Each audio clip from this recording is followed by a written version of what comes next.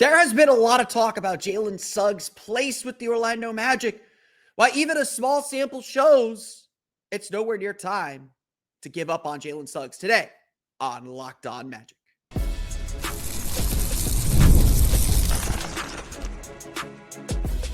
You are Locked On Magic, your daily Orlando Magic podcast, part of the Locked On Podcast Network, your team every day. And you are indeed Locked On Magic. Today is June 12th, 2025. My name is Philip Rossman-Reich. I'm the senior writer over at OrlandoMagicDaily.com. You can find me on Twitter at PhilipRR_OMD and on Blue Sky at PhilipRR. On today's episode of Locked On Magic, what is Jalen Suggs' ideal role and why they know it already? We'll get to that. Plus, the big trade package the Magic are putting together, and what we learned from Game 3 of the NBA Finals. We're going to get to all that coming up here in just a moment. But first, we want to thank you again for making Locked On Magic part of your day every day. Whether you're listening to us first thing in the morning, whether it's right we upload, we truly appreciate you making Locked On Magic part of your day every day. Be sure to check out our friends at Locked On Thunder and Locked On Pacers for all your NBA Finals information, all part of Locked On Podcast Network, your team every day. Today's episode of Locked On Magic is brought to you by Game Time. Download the Game Time app, create an account, and use code LOCKEDONNBA for $20 off your first purchase. There's been a lot of talk about Jalen Suggs. The fact that we haven't seen him play since late January only adds to the, absence and adds to the forgetting what he does and how important he is. But the fact of the matter is, all of this is still good conversation to have. I mentioned this Monday when the Darius Garland stuff got kind of put to rest. It is good to talk and game plan and game theory this stuff out of, well, what is the line that we'll cross to move Jalen Suggs? In fact, much of this offseason has been spent with us saying Jalen Suggs is as a trade piece at least, is kind of like Marcus Smart was for the Celtics. There may be a ceiling with him as your third best player or your fourth best player or whatever it is. And that may be the last piece you need to get the guy you need to win a championship. Let's be clear, though. The Magic are not there. The Magic are far from there. They're far from needing that last piece. And so while I don't want to say there's an inevitability about it, but it's in the back of everybody's head. It's in the back of everybody's mind as we start to game plan and plan how this Magic team grows and develops and builds from here. But the fact of the matter is, the biggest failure of the 2025 season was not that the Magic were 41-41 or that they finished 7th in the East or that they didn't get out of the first round. The biggest failure is that we did not get to see Jalen Suggs at his fullest. The season was still an experiment. For as much as the Magic were beginning to take steps and dip their toes in the water to serious winning, which they have now at least pencil dived into. I don't know if they dove head first, but they're in the deep end a little bit now. They're wading out toward the deep end of trying to win now. This season was meant to see, what can Jalen Suggs do? How far can we stretch Jalen Suggs before it snaps? Or what do we need to maximize the players that we have? Part of that experiment was to say, what does Jalen Suggs look like as the point guard? Now, Paolo, Banchero, and Franz Wagner will be on the ball plenty, but what does it look like with Suggs as that lead guard? We didn't get to see that experiment. Suggs played only 35 games. He played only 97 minutes with Paolo and Franz. But even in these small samples, it's enough to tell us there's something there. In those 97 minutes that Paolo, Franz, and Suggs played together, again, an incredibly small sample size, the Magic had a 108.6 offensive rating. Not a good mark at all. Plus 8.1 net rating, which is very good. So the defense was elite. The offense is the offense. I'm not going to sit here and pretend the Magic don't need to add something offensively, and that's part of the conclusion we'll make here. But the Magic made 36.5% of their three-pointers in those 97 minutes. So obviously, three-point shooting isn't the only answer to fixing the Magic's offense, but it's a big one. Through the first 5 games of the season, before Paolo Banchero's injury, the Magic had a 111.8 offensive rating, which, again, not fantastic, better than what the Magic were over the season, but 15th in the league. And this is the point that I really want to make today. So these are the numbers to pay attention to. In the first 5 games of the season, again, before Banchero tore his oblique, Jalen Suggs made 17 of 40 3-pointers. There are 2 numbers there you want to pay attention to.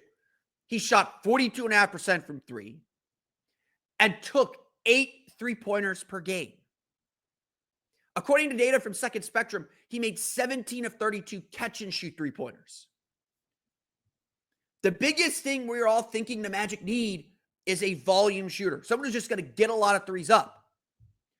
And the fact of the matter is that when Suggs at the beginning of the season had Paolo and Franz together, no injury conditions, no recovering from injury, fully healthy, Suggs was that elite volume shooter. Now again, 5 games, not a lot of sample. I will be the first to tell you those numbers hinted something, but who knows if they would have lasted over 82 games. We don't know. That was the problem with last season, is a lot of these experiments, a lot of these things the Magic were trying to figure out, we don't know what's real. We don't know what actually works, what will work for this team. We don't know. But I look at these numbers and I say, okay, there is something there. And of course, Suggs, who still scored a career high in points, he still did a lot of really, really good things. Suggs struggled the rest of the season. Suggs struggled with his shot. He ended up shooting 31% from 3. After all the injuries hit, he was down to 30% from 3. Brought that number way, way down. And so ultimately, I think the conclusion from this is again, who knows how much we can trust this. Get another scorer in. Push Jalen Suggs to that 3rd or 4th option, depending on the game, depending on the need. Bring in an Anthony Simons. Bring in a Colin Sexton. Bring in someone else who's going to take that attacking role. And always keep Jalen Suggs as your spot-up shooter. Remember, he shot 39% from 3 in the 2024 season. There is reason to believe that he can sustain solid 3-point shooting. And through those first 5 games, there was reason to believe he could be the volume shooter the Magic were looking for. The unfortunate thing about the injuries the Magic faced last year is we have to run back a lot of these experiments. And the Magic have to make decisions based on incomplete information. But this is where I'm coming out on it at the end of the day. Jalen Suggs' ideal role. It's not third banana. He can do it. He can step up to it. I'm a big believer in the Magic need guys who can play multiple roles within the offense. Jalen Suggs' ideal role is to be the ultimate 3-and-D player. To be an all-defensive team player who nails spot-up shots. Who's a catch-and-shoot maven. Who can attack off of closeouts. This is the big issue for the Magic in general. Get more offensive players so they can share the burden, have more energy on defense, and get to the end of the season. This season, again, will be about trying to figure out Jalen Suggs' ideal role. And look, the Magic are building a roster around him. At this point, the Magic are going to do things to benefit Jalen Suggs. And right now, that is not trading Jalen Suggs. Right now, that is not moving on from Jalen Suggs. Right now, that is putting Jalen Suggs in a position to take advantage of his clear offensive skills. And even in a small sample, we can see what those are. The Orlando Magic obviously are going to hit that trade market. So what is the mega package they're pitching? We got a hint of that coming up here in just a moment. But first, today's episode of Locked On Magic is brought to you by our friends over at Game Time.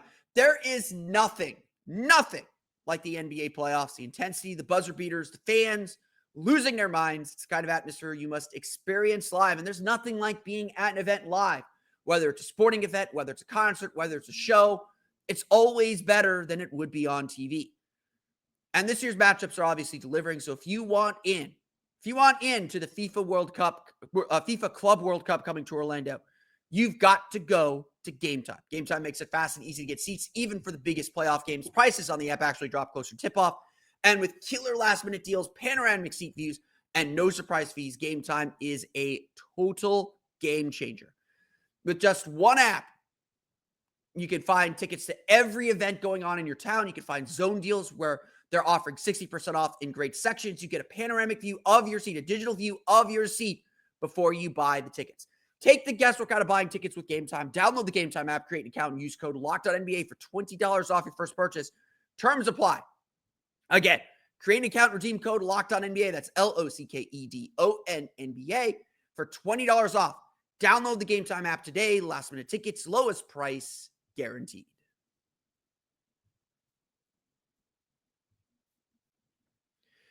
So we were focused a lot on one side of the equation here.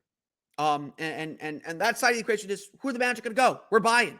The Magic are buying at this and this offseason, are looking to add players to their team. And so we're like window shopping. Anthony Simons, sure, would love him. Colin Sexton, absolutely. Austin Reeves, Kobe White. Lots of guys. We're going to get to some names that I'm not thrilled about tomorrow that are very much on the table. We don't know what direction the Magic are going to go, but we do know and do sense they are going to be aggressive.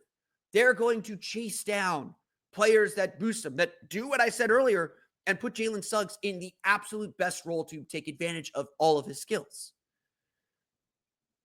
The other side of the equation is just as important, though, because to get something good, you've got to give up something good.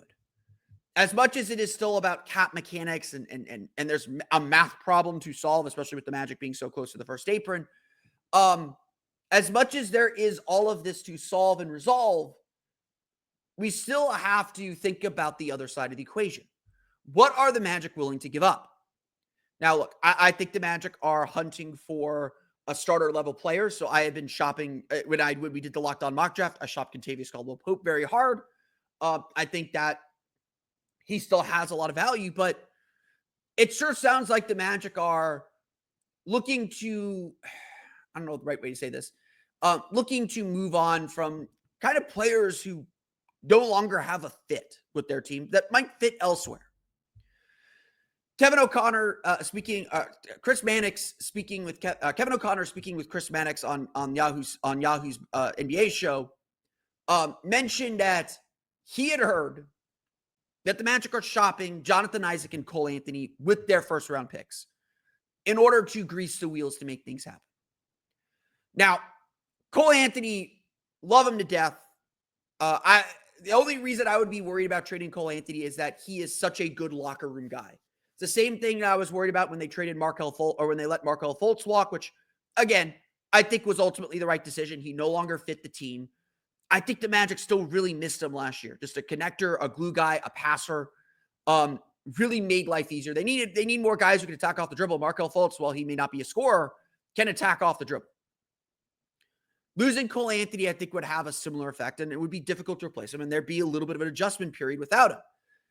But having said that, Cole Anthony really struggled in the last two playoffs. I know he had the big moment in Game 6. Still think about that moment a lot. But he really struggled in the postseason. And I think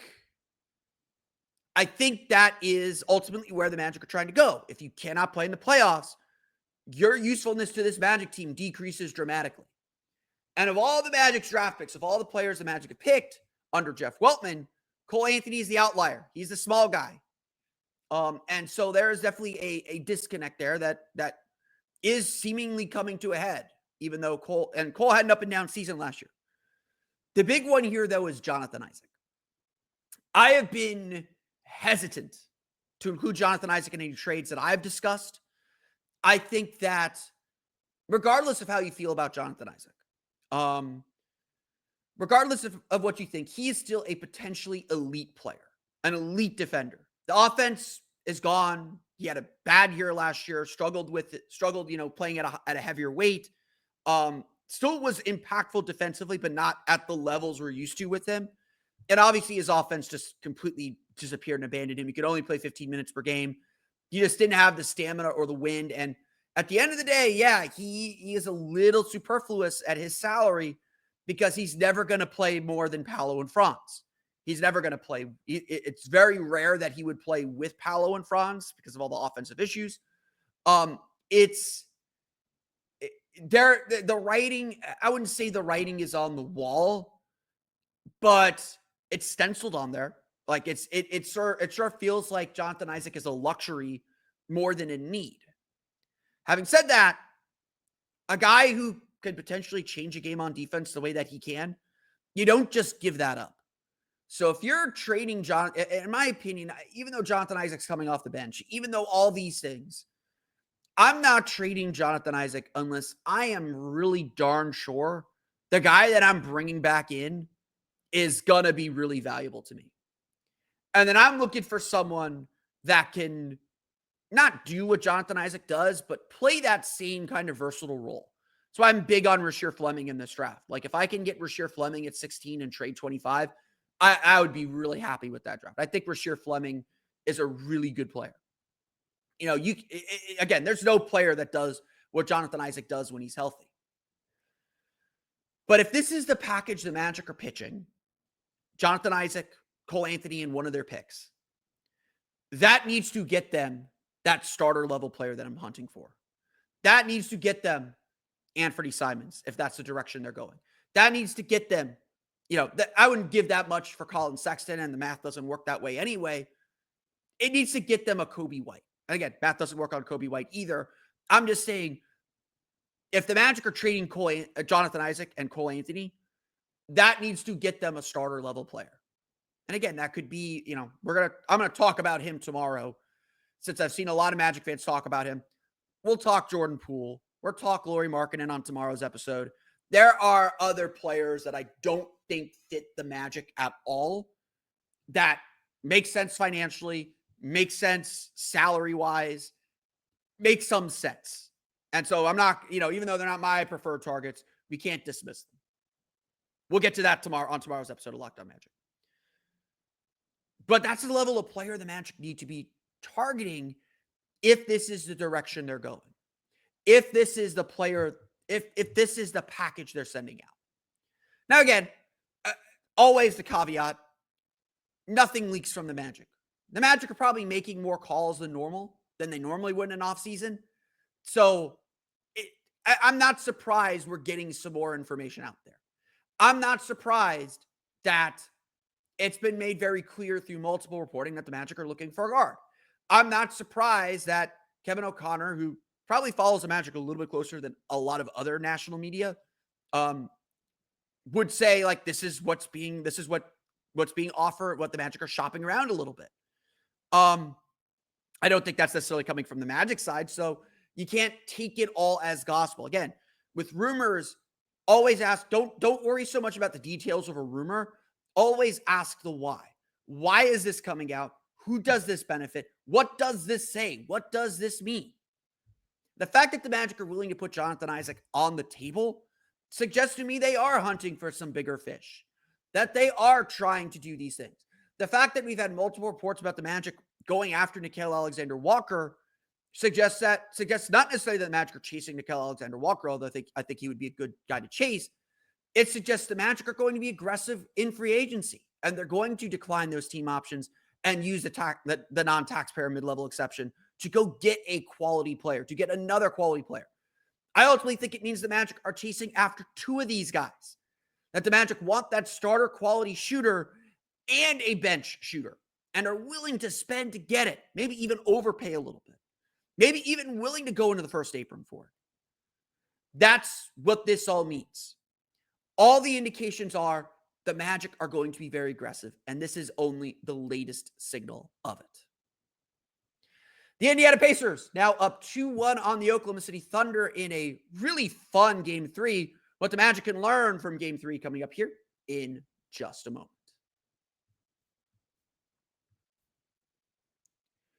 But first, today's episode of Locked On Magic is brought to you by our friends over at Wayfair. There is nothing like stepping into your own outdoor space and feeling like you've escaped to a personal oasis. If you want to update your patio this season, Wayfair has made it so easy to turn it into a space that feels like yours, comfortable, stylish, and ready for summer. Wayfair has everything you need to level up your outdoor space: conversation sets, outdoor bars, fire pits, hot tubs, gazebos, and yes, even the perfect string lights to set the vibe. It's like giving your backyard that resort feel without the resort price tag. Don't wait. Make your outdoor space your dream oasis today with Wayfair and enjoy it all summer long.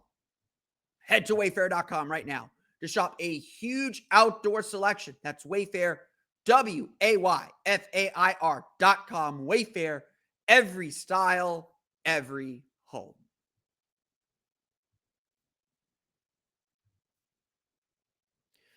The Indiana Pacers continue to shock the league, defeating the Oklahoma City Thunder 116-107. And look, I'm going to say some things about the Thunder here, but let's make this really, really clear. This was a tight game all the way through. I think 9 was the largest lead by either team.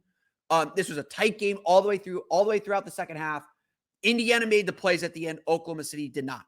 And that's often the difference in these kinds of games. It's the difference between winning and losing is, did you make the shots at the critical moments? And while like the Thunder continue to be like a pest that the Pacers still, I think, have to play out of their mind a little bit to beat the Thunder. Like Oklahoma City had 19 turnovers. Oklahoma City doesn't turn the ball over that much.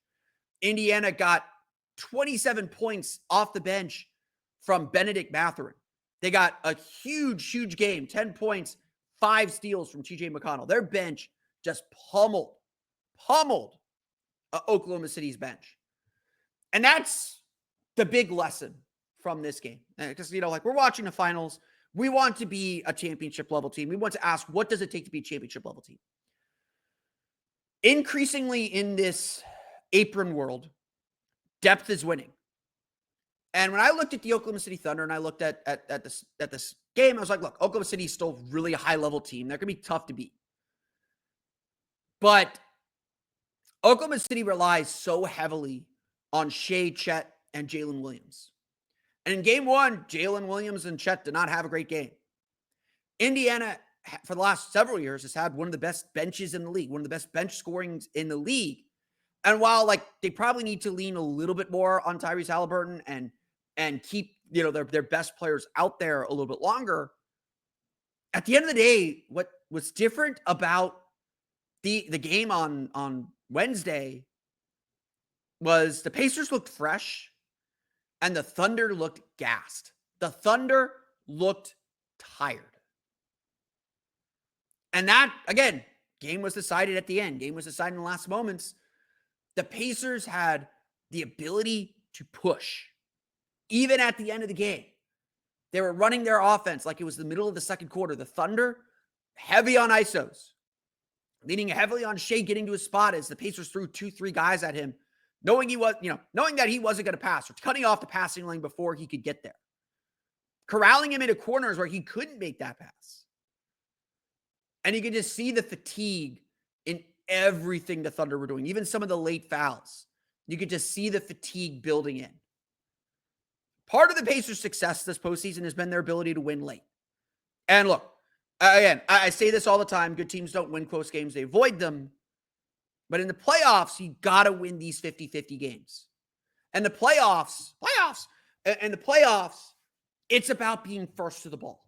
It's about getting that extra possession. Why did the Magic win game 3? Wendell Carter knocked the ball off of Derek White's head.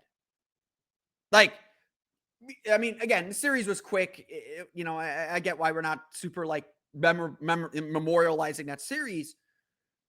But as big as like those 2 Franz Wagner shots were, and they were huge. And Franz Wagner is just is just a freaking tank.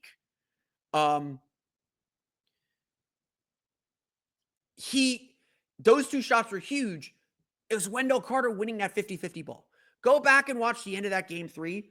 The Pacers won every 50-50 ball. Even the ones that they may have lost possession of, they're first to the ball. Might be out of bounds, but they're first to the ball. The Pacers have done this all postseason long. And so I think it's been, and I'm certainly guilty of it, it's been easy to dismiss the Pacers as this like cute little story of like, okay, they're this little engine they don't look like a typical championship team. They don't really play like a typical championship team, but here they are. Congratulations. You're facing the wall that is the Oklahoma City Thunder. I'm guilty of that perception too. But I think we got to reappraise the Pacers here because they keep doing this. They keep winning these games. It's not coincidence anymore. They may not be able to run you out of the gym or run these elite teams out of the gym, but they're confident if they get you to the fourth quarter that they're going to have gas left in the tank to beat you. They have the confidence for sure. And that's what they're doing every single night right now. Every single night, they are torching their opponents. They're outlasting them. They're outworking them. And that's how you win a championship. It's something I've mentioned a few times on here. The Magic last year, 2024, had one of the best benches in the league. They were like fifth in the league in bench scoring. The Magic would win those bench minutes, those second quarter minutes with Franz Wagner out there with that bench unit, Joe Ingles, Mo Wagner. I'm trying to remember who else was on that team. It's all the same players. Cole Anthony, Anthony Black. Like the Magic would just torch teams in those minutes. That didn't happen this year.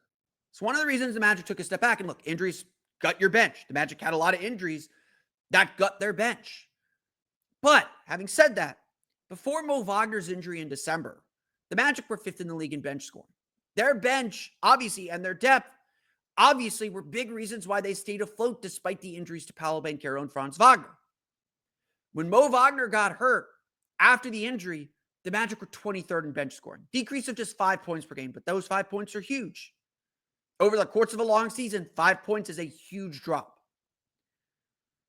And so while we're talking about adding these key players and trading away Jonathan Isaac, Cole Anthony, and key bench players, the Magic still need a functioning and quality bench to compete. Because as much as the Magic gutted out Game 3, we also have to remember Game 4. And Game 4, the Magic looked tired. Game 4, Jason Tatum had the shots, looked fresher, looked rejuvenated, made the plays. And, I don't want to single out Paolo, but I remember Paolo looked tired. He carried a huge burden in that series. And so again, part of what the Magic need to do this offseason is lighten that burden to make sure Paolo and Franz can make the plays that make them all-star and elite level players. Make sure they make the plays in the fourth quarters in May. Let alone June. Let's not even talk about June. Let's get deep into May. The Magic have played where Magic season ended this year on May 1st, ended last season on May 5th. Let's get to Memorial Day before we talk about June. But this is vital. This is why the Pacers are winning. Or one of the reasons the Pacers are winning. It's not like the only reason. It's a huge reason why the Pacers are winning. Depth still matters. And it's one of the big things the Magic have to recoup as they prepare for next season. I want to thank you all again for listening to today's episode of Locked On Magic. You can, of course, find me on Twitter at @PhilipRR_OMD and on Blue Sky at PhilipRR. You can subscribe to the podcast on Apple Podcasts, Stitcher, TuneIn, Himalaya, Google Play, Spotify, Odyssey, and all Film Channel podcasts to your podcast-enabled listening device. For the latest on the Orlando Magic, be sure to check out Orlando Magic. You can find us as well on YouTube. Just search for Locked On Magic. For the latest on the Orlando Magic, be sure to check out OrlandoMagicDaily.com. You can find us there on Twitter at OMagicDaily. And for even more Orlando Magic content, be sure to check out my Patreon page, Orlando Magic Hub, at patreon.com/Orlando Magic Hub. On my Patreon page, free to read right now. I'll pin it to the top of the page. You will find my rankings of the 12 guys that I think the Magic should be focused on for this draft. 12 guys, and I'm confident the Magic can get 2 of them in this draft. I listed them out in order. You can check that out at patreon.com/Orlando Magic Hub. Again, that is free to read and subscribe if you can. Truly appreciate all of the support. Now that you're done listening to me making Locked On Magic your first listen of the day, go make the Locked On NBA Big Board Show your second listen of the day. NBA draft expert Rafael Barlow reacts to every workout, interview, and rumor leading up to the NBA draft. Find Locked On NBA Big Board on YouTube or wherever you listen to podcasts. That's going to do it for me today, though. I want to thank you all again for listening to today's episode of Locked On Magic. It is June 12th, of course, and so I will end on a somber note.